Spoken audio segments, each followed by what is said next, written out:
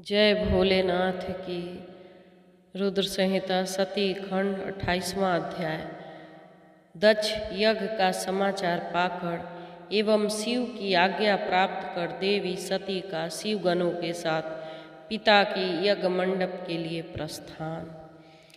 ब्रह्मा जी बोले, हे नारद, जब देवता तथा ऋषिगण बड़े उत्साह के साथ दक्ष के यज्ञ में जा रहे थे, उसी समय दक्ष कन्या देवी सती गंधमादन पर्वत पर चंदोवे से युक्त धारागृह में सखियों से घिरी हुई अनेक प्रकार की क्रियाएं कर रही थी। प्रसन्नतापूर्वक क्रिया में लगी हुई देवी सती ने उस समय चंद्रमा के साथ दक्ष यज्ञ में जाती हुई रोहिणी को देखा और शीघ्र ही उससे पूछा।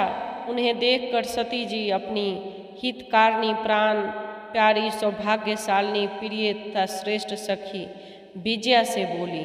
सती बोली, हे सखियों में श्रेष्ठ, ये मेरी प्राण प्रिय हे विजय, जल्दी जाकर पूछो कि ये चंद्रदेव रोहिणी के साथ कहाँ जा रहे हैं। ब्रह्मा जी बोले। सती के इस प्रकार कहने पर विजया ने तुरंत उनके पास जाकर यथोचित रूप से उन चंद्रमा से पूछा कि आप कहाँ जा रहे हैं। विजया की बात सुनकर चंद्रदेव ने अपनी यात्रा का उद्देश्य आदरपूर्वक बताया और उन्होंने दक्ष के यहाँ होने वाले यज्ञ महोत्सव का सारा वृत्तांत कहा। वह सब सुनकर विजया बड़ी उतावली के साथ देवी जी के पास आई और चंद्रमा ने जो कहा था वो सब सती को कह दिया। उसे सुनकर सती कालिका देवी का बड़ा आश्चर्य हुआ। सोचने विचारने पर भी अपने यहाँ सूचना न मिलने के कारण, न समझ पाने पर वे मन में सोचने लगी, दक्ष मेरे पिता हैं, विरणी मेरी माता है और मैं उनके प्रिय कन्या हूँ, परंतु उन्होंने यज्ञ में मुझे नहीं बुलाया। वे कैसे भूल गए और निमंत्रण क्यों नहीं भेजा। मैं इसका कारण आदरपूर्वक शंकर जी से पूछूं। ऐसा विचार कर सती के शंकर जी के पास जाने का निश्चय किया। इसके तदंतर दक्ष पुत्र देवी सती अपनी प्रिय सखी विजया को वहीं बैठाकर शिव जी के पास शीघ्र गई। उन्होंने शिव जी को सभा में मध्य अनेक गणों, नंदी और महावीरों के तथा प्रमुख युद्धपतियों के साथ बैठे हुए देखा।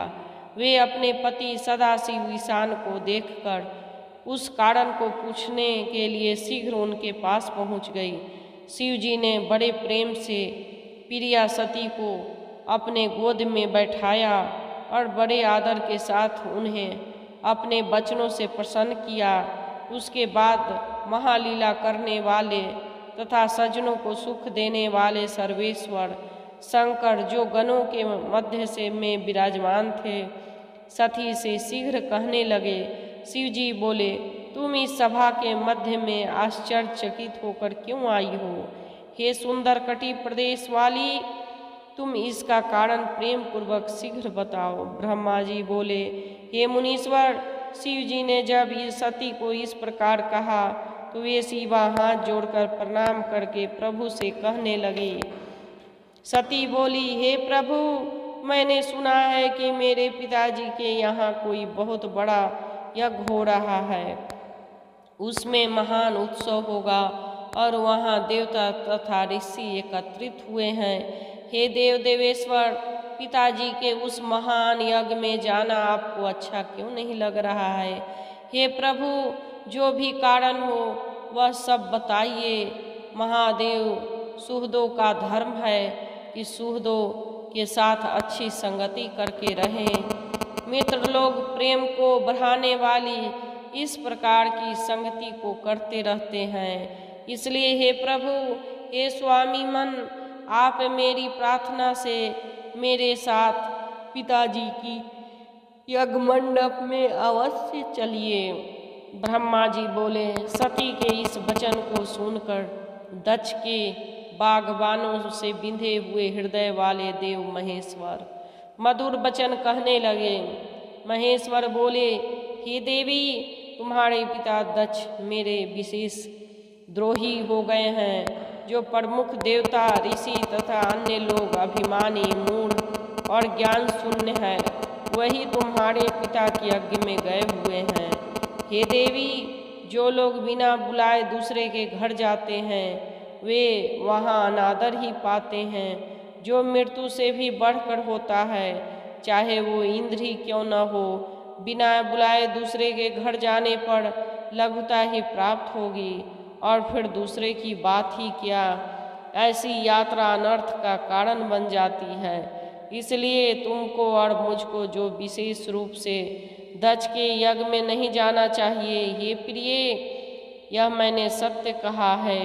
मनुष्य अपने शत्रुओं के बाण से घायल होकर उतना व्यथित नहीं होता जितना अपना संबंधियों से निंदा युक्त वचनों से दुखी होता है।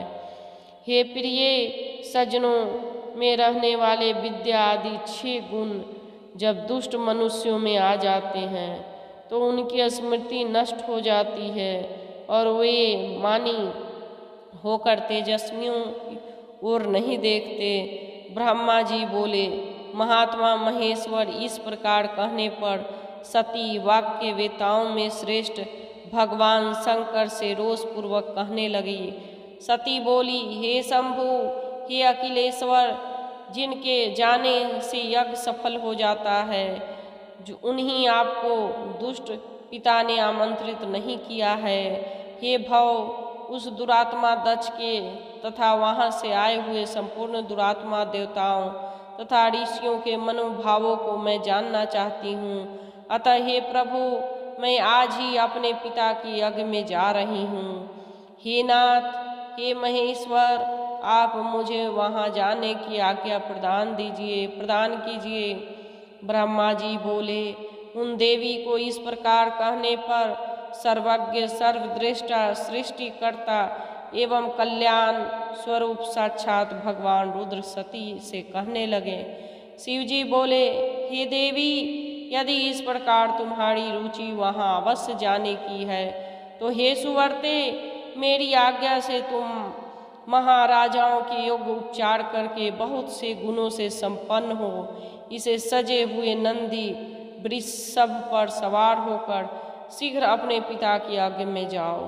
तुम इस विभूषित वृष पर आरूढ़ हो जाओ। तब रुद्र इस प्रकार आदेश देने पर सुंदर आभूषणों से अलंकृत तथा सब साधनों से युक्त हो देवी सती पिता के घर की ओर चली। परमात्मा शिव जी ने उन्हें सुंदर वस्त्र, आभूषण, परम उज्ज्वल छत्र, चावड़ आदि महारजोचित उपचार दिए।